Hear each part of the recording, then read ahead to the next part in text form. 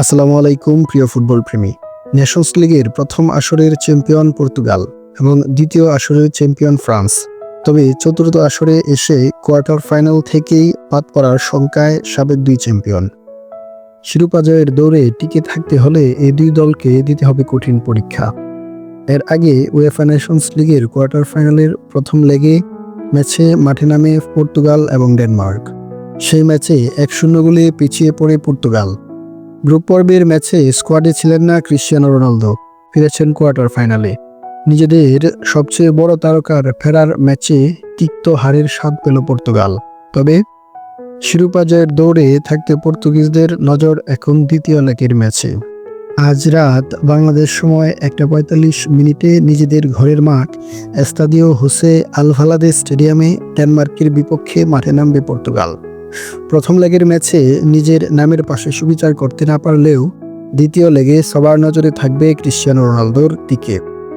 নিজের সেরাটা দিতে দলকে সেমিতে খেলার টিকিট এনে দিতে পারে কিনা সেটাই এখন দেখার বিষয়। সেই সঙ্গে নিজের ক্যারিয়ারের দ্বিতীয় আন্তর্জাতিক শিরোপা ছোঁয়ার দৌড়ে আরও এক ধাপ এগুতে পারেন কিনা সেটাও বিবেচনার বিষয়। অন্যদিকে পর্তুগালের মতো প্রথম লেগে হতাশাকে সঙ্গী করে বাড়ি ফিরেছে ফরাসিরা। স্বাগতিক ক্রোয়েশিয়ার কাছে 2-0 গোলে হেরেছে সাবেক বিশ্ব চ্যাম্পিয়নরা। শিরোপা জয়ের দৌড়ে টিকে থাকার লড়াইয়ে আজ রাতে ঘরের মাঠ স্টেড ডি ফ্রান্সে স্টেডিয়ামে মাঠে নামবে এমবাপ্পে, ওসমান দেমবেলেরা। সেমিতে খেলার যোগ্যতা অর্জন করতে হলে ক্রোয়েশিয়ার বিপক্ষে 3-0 গোলের ব্যবধানে জিততে হবে ফরাসিদের। সেটা বর্তমান ফ্রান্সের জন্য একরকম কঠিনই বলা চলে।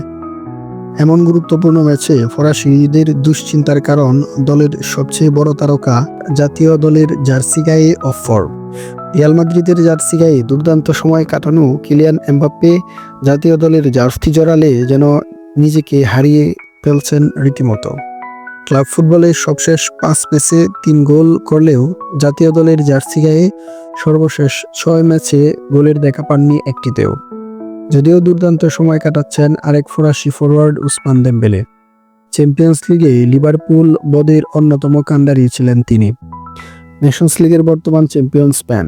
সেমিতে ওঠার লড়াইয়ে কোয়ার্টারে প্রথম লেগের ম্যাচে হারতে শেষ মুহূর্তের গোলে 2-2 গোলের ড্র নিয়ে মাঠ ছেড়েছে ইয়ামাল উইলিয়ামসনরা। ঘরের মাঠে আজ ডাচদের বিপক্ষে লড়াই করবে স্প্যানিশরা। সাম্প্রতিক পারফরম্যান্স বিবেচনা এবং নিজেদের মাঠে ম্যাচ হওয়ায় ম্যাচটিতে ফেভারিট হিসেবে খেলবে স্পেন। এছাড়া প্রথম লেগে ইতালির বিপক্ষে 2-1 গোলে জয় পেয়েছে জার্মানি। জার্মানদের মাটিতে স্বাগতিকদের হারিয়ে ইতিহাস লিখতে পারে কিনা ইতালিয়ানরা সেটাই এখন দেখার বিষয়। ফুটবল ভালোবাসুন, উপভোগ করুন সারা সময়। আল্লাহ হাফেজ।